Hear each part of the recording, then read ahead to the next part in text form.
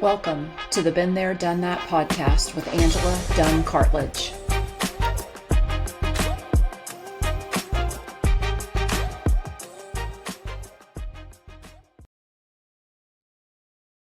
Hey there, it's Angela from Been There, Done That.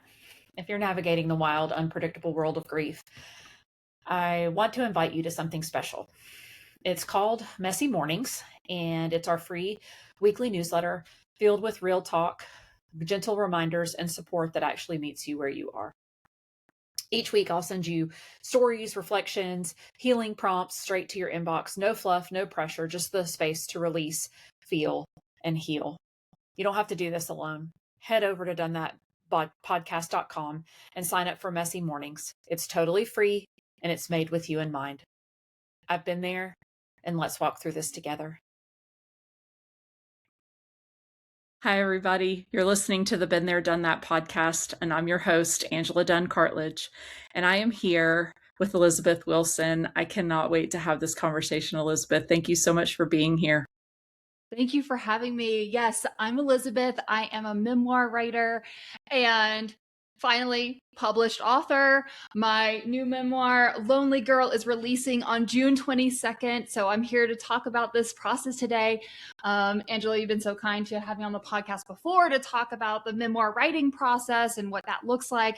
And so it's kind of fun to be able to say, been there, done that, and wrote the book, published the book, because the statistics are so low in like not only just finishing a manuscript, but actually publishing a book. I think that I looked it up. The stats were something like 3% of people who start writing a book will finish like the draft, but like 0.3% actually go on to publish it. So it's a major feat. And having gone through this process, I totally understand the hangups for people about, taking it from even a completed draft form through the editing process, going through all the hoops and things you have to figure out, teach yourself about publishing in order to get it out into the world. But for those who cross that threshold, like it is an experience for sure.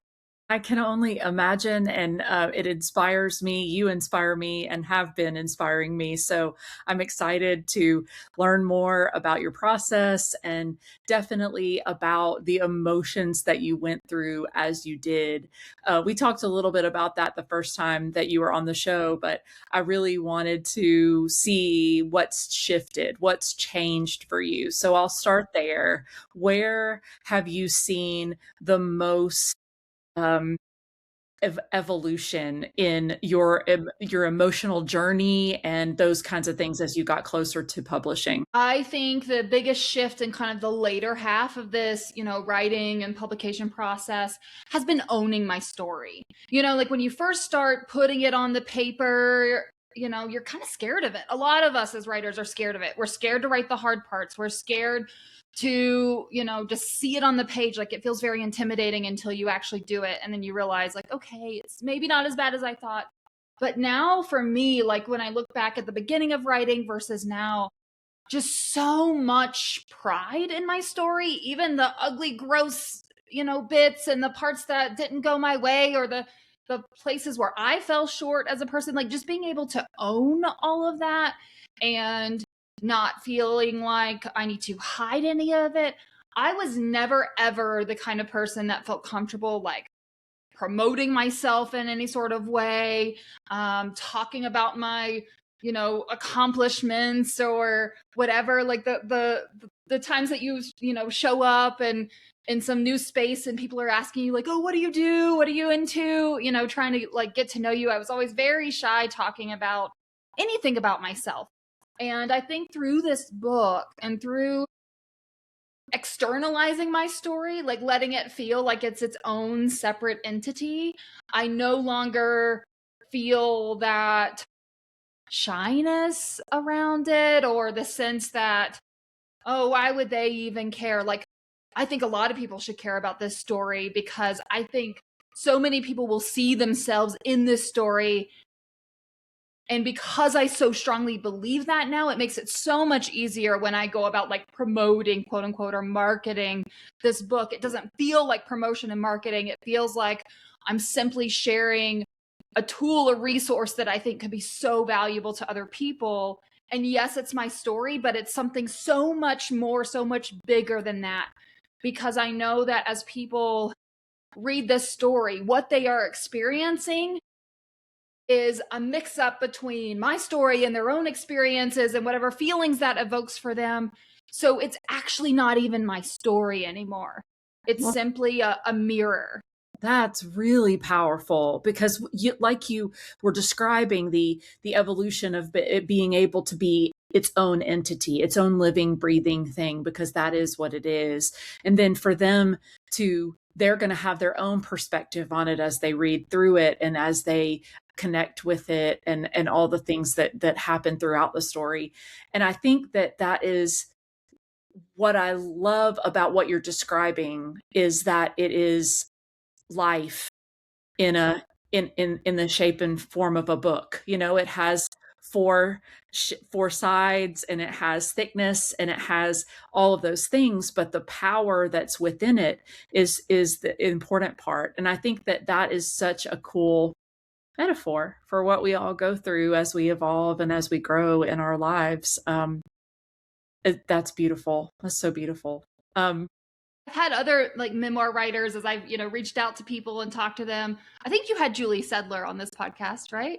She was one of the ones who told me, okay, Elizabeth, as you go through this process and as you get ready to publish your book, the closest thing I know to that process and the emotions around it is having a baby.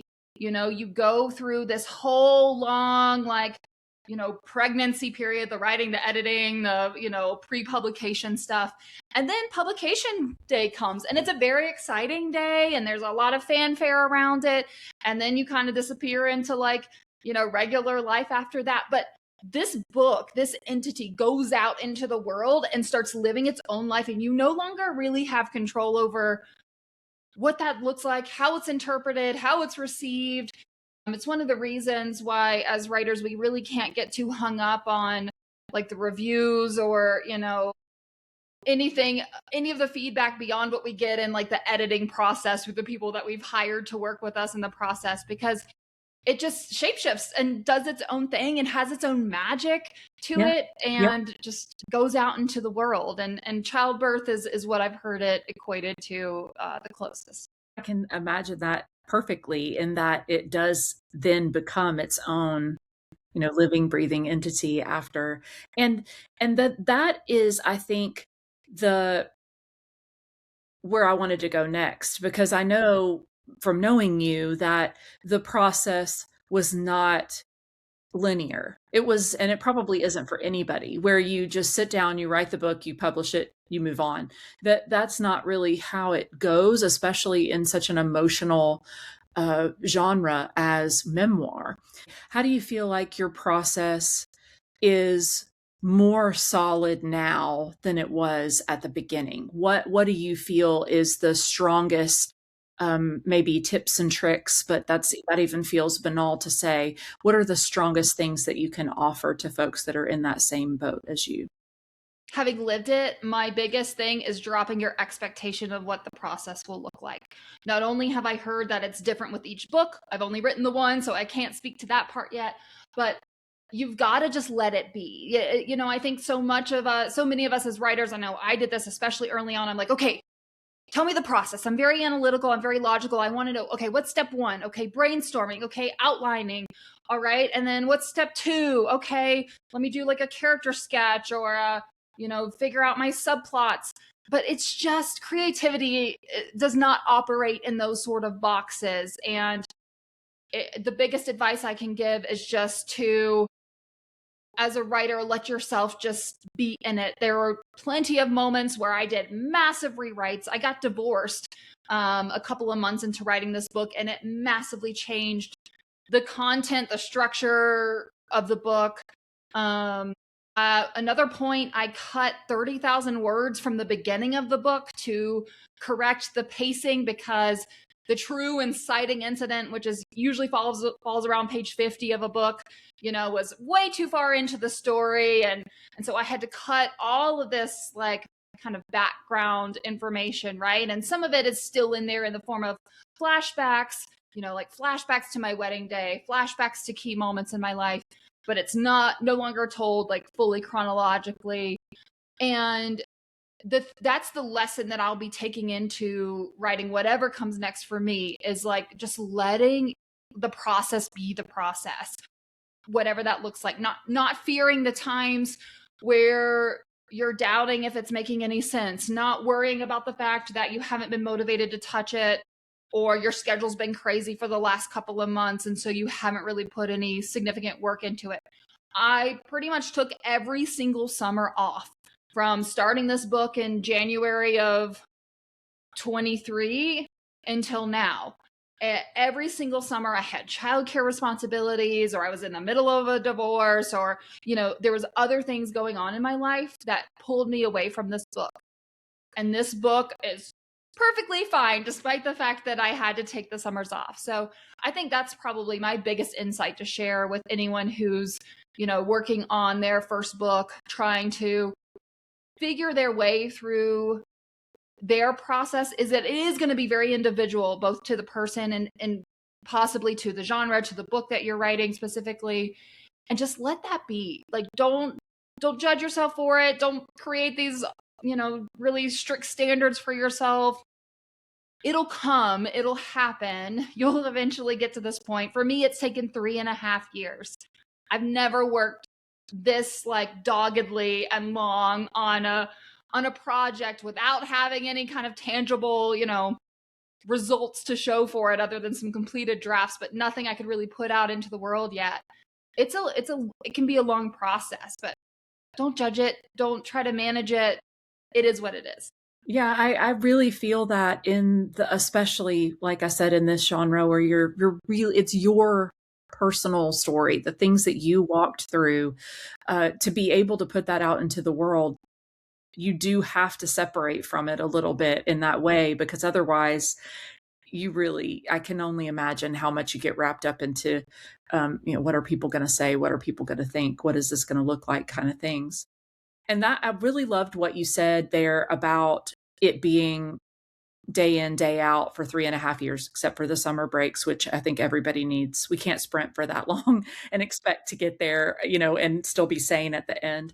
But that was where I wanted to go next, was what are you going to be adjusting to now that you aren't writing actively, that you aren't actively pursuing a publisher or an editor or any of those things? What are those things that you're going to have to adjust to and drop back to? The first thought that came into my head when you said that was the line in Princess Bride where Inigo says, I've been in the revenge business for so long, I don't know what to do next. That's what I'm thinking, is what do you do next now? What does that look like? For me, and I think for a lot of writers, it looks like all the things that have had to be on the back burner while I worked on this project, right? Like, there's things with the podcast that I run that I've wanted to do. There's things with that writing business I've wanted to do. And they've been sprinkled in there. We had a memoir summit. I've run some memoir courses, but there's more depth I want to go into. So now I get to spread my creativity a little bit more broadly across projects versus funneling it all into this one endeavor. I do have another writing idea that's been floating around for at least the last year, that I have had to just, keep on the back burner. Like, no, Elizabeth, you got to focus on this book first. And that's a YA fiction, modern fairy tale kind of vibe. And so I have no idea what that's going to look like or where that's going to go. And frankly, I'm super excited to get back into the actual writing. It's actually been a long time since I was in the drafting stage for this book. I mean, I've been in the edits, a little bit of rewrites, maybe like the beginning of last year. But since then, it's been edits, publication, marketing, all those steps, cover design, formatting. Like, I've not gotten to write in a while. So I'm excited to also just get back to writing. Yeah. Almost get back to real life, right? Like, it's allowing yourself to now sort of jump forward in that process and see what's next for you. I love that. Let's go to the writing process, because you were just talking about having writing sessions and actually helping other memoir writers get things on paper, actually get started and get things where they need to be. Where,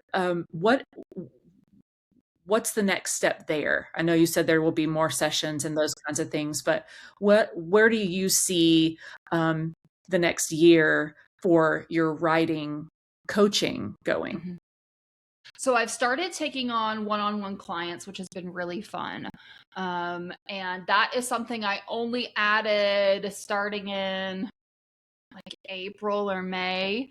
Like as this book started to wrap up, as far as like me having to be super hands-on, I was able to start delving into other people's stories. And that has been so inspiring and so incredible for me to now be able to channel a lot of the lessons that I learned through writing my own book into other people's stories, and realizing maybe even for the first time that like I learned something along the way. I really became an author and a writer, which is why I also cringe whenever I hear about people doing these writing sprints, because I just don't think, if you're like, I'm going to write a book and publish it within 10 months, where's the time to become the person who is a published author and has the skill set to then go out and, talk about your book and everything. So I've really loved doing the one-on-one coaching, and I want to do some more of that. But I'm also planning to turn my memoir coaching program. I had a group program that I've run a couple of times now, I think 3 times.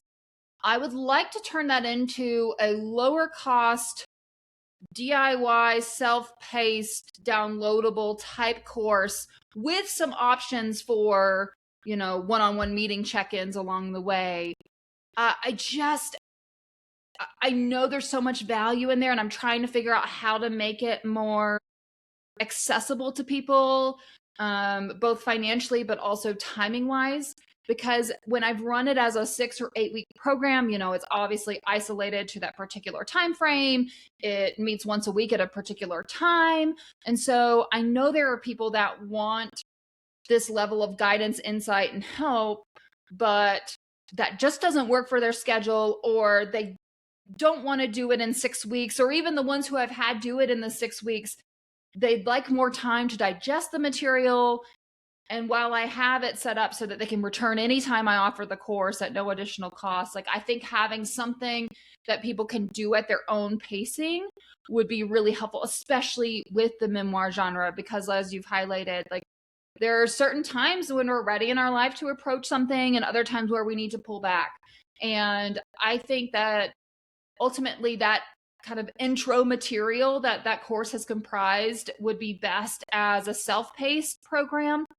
But then I would like to reformulate the group program and the one that meets on a recurring basis, on a weekly basis, to really focus more on the drafting and the editing and all of the nitty-gritty, where you really do need a lot of feedback, or it's really helpful to have that feedback along the way, and make the kind of outlining, brainstorming, core message development process be a little bit more self-paced.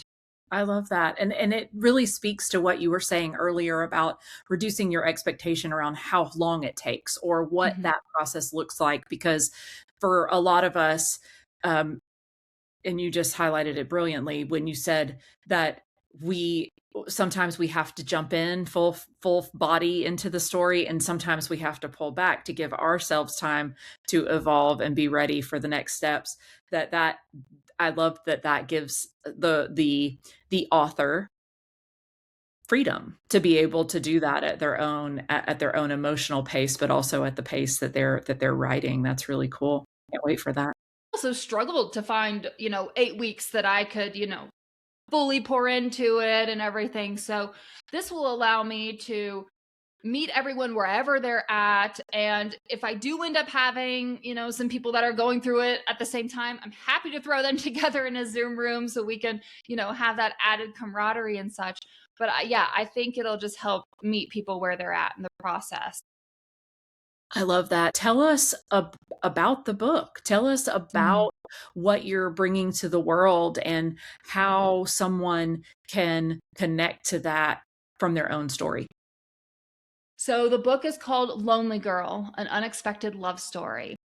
And it starts with a major move, a transition. And in it, you see me, the main character, starting this new chapter, finding this job, getting the house, having that first baby. It feels like everything is finally coming together. And then an incident at work flips it on its head. We once again move across the country and have to start over. So there's so many themes of transition, change, starting over, looking for that, what I call the third option. So many times in life we're presented with two choices, right? A duality, like you do this or you do this.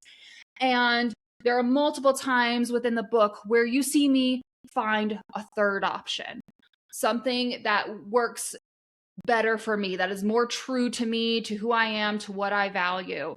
And so I think that's going to be a big takeaway for readers in order to see examples of that and find those within their own life. There are themes of divorce. There are themes of motherhood and wrestling with identity through all of those changes and transitions. And there's also some LGBT themes because I was married to a woman and now am dating a man. And so you see me wrestling with my own understanding of my sexuality and what that means for me to, show up as this kind of person in the world where I was used to being over here. Now I'm over here. What does this mean? I have equated it to kind of a combination of Wild by Cheryl Strayed. There's a lot of hiking and finding yourself in nature themes. Mixed with Netflix's Working Mom. So like, what does that, identity look like with career and motherhood and juggling it and finding friends as a mom and all of that, all wrapped up into a heartwarming and emotionally raw memoir.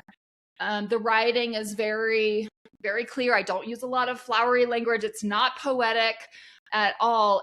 But it's because of that, it's often a very quick read. Many of my early readers have told me that they consumed the book in 2 or 3 days. Some have lost significant hours of sleep because they stayed up super late reading it.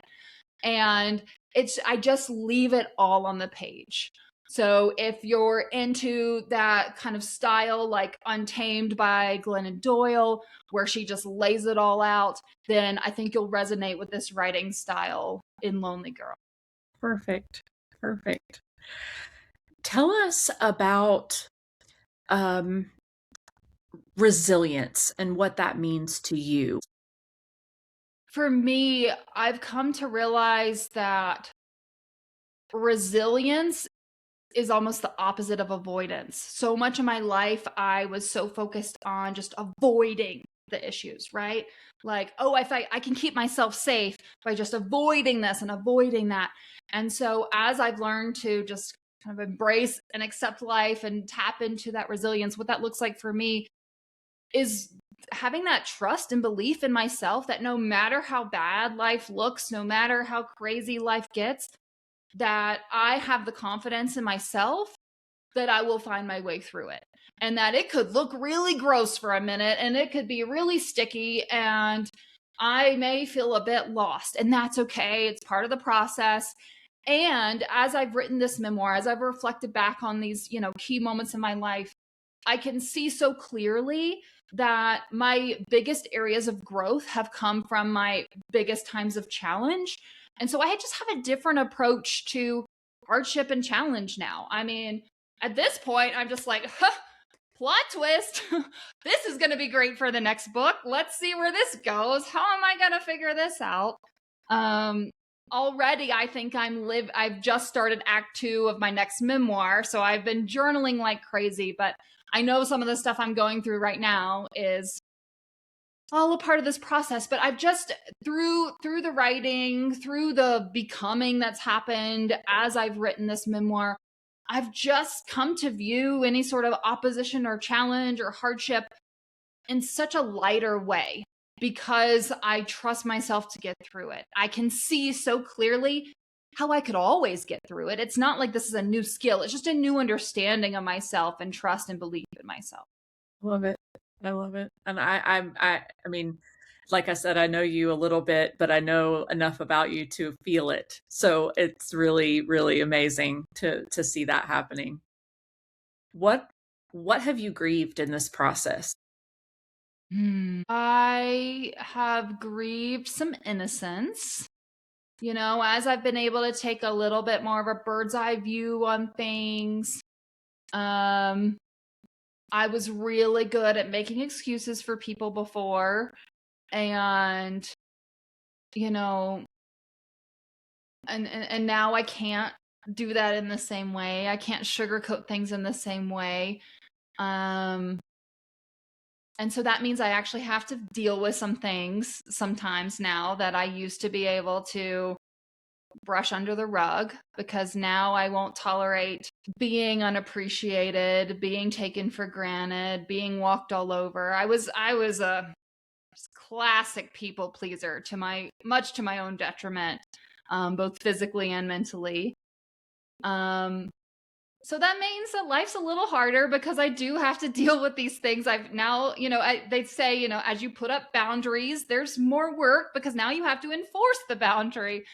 But there's been so many like blessings in all of it too. I know that the book will change some relationship dynamics if certain people read it. So there's a sort of preemptive grief since the book's not released yet. I don't know exactly what that will look like.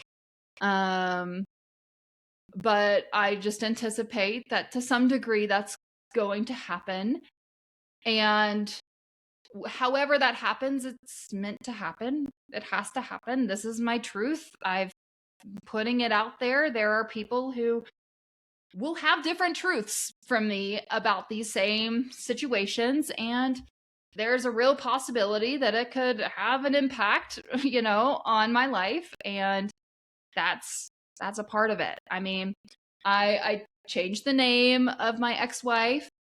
I don't have any descriptive, like physical characteristics, physical description of her in the book. But we live in a small town. Well, I just moved away, but she still lives in the small town where there are going to be a number of people supporting me and purchasing this book and reading this story, and they will know who she is because we live in this small town. They, and they know me. Yeah, and there could be some backlash because of that. And I also accept it because it's just a part of being able to finally share the truth of how things happened to me, for me, how I felt through all of it. And I've tried to be very clear in the fact that, like, this is my experience. I don't know how she was feeling.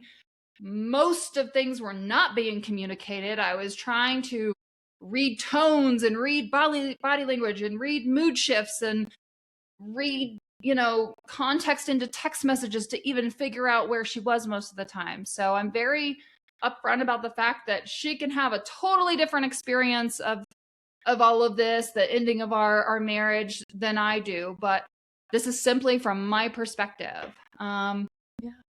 And she likely will have a different perspective because she's a totally different person. It is going to have a different feel from her perspective. And even when it comes time for Ember to read it, there will be a perspective that Ember has that is totally different than what the two of you have. So it is, I loved earlier when you were saying there's a third option. There's always my side, your side, and the truth, and that sort of feels like that's where this is headed too, that there's all these things that we all experience, that we all go through, that we want to share because we want to connect with each other. And that is exactly what this book is going to do. It's going to be an amazing way to bridge gaps with people that feel that they're all alone.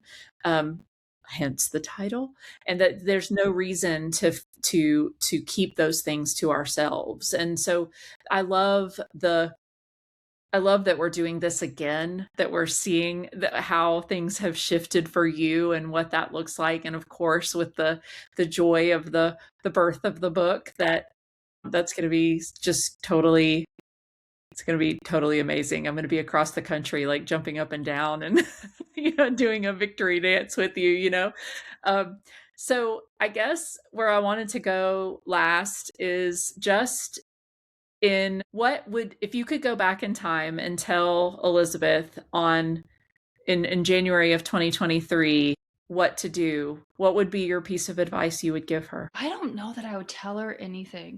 I really don't. I don't wish that I had known how long this process was going to take. I don't wish that I had been like more prepared. I don't know how I could have been. I think I had to go through all those stages to get to where I am now, to get the book to where it is now. I mean, at a most basic level, I think I would just, tell her like, "Oh, that's cool. Keep going." I wouldn't want to impact the journey in any way.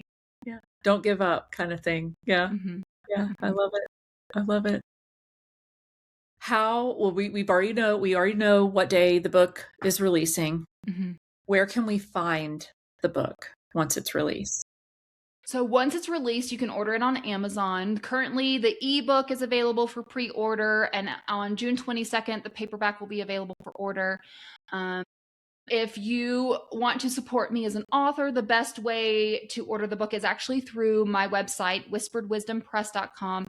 And that's the only way to get a signed copy of the book.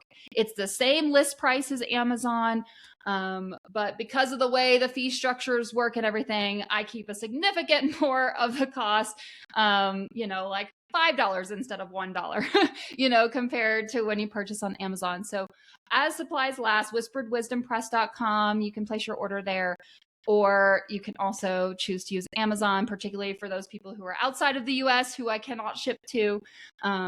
Please use Amazon.com. Also, you can request that your library purchase the book. That's a great way to help an author who maybe you cannot afford to buy the copy, or that's not something that you're going to do. Put in a library request. Go to your local library. All the libraries have links where patrons can request you to purchase a certain book.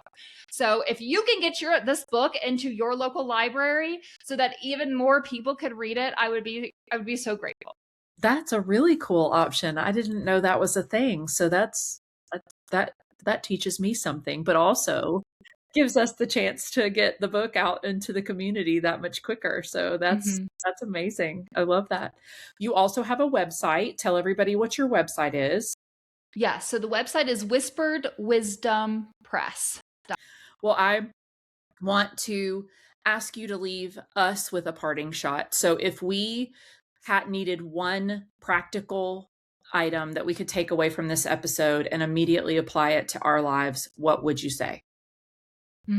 Journal your thoughts. Get used to writing down what is happening in your body and in your soul and in your heart and in your brain. Yes. Yep. That's brilliant advice.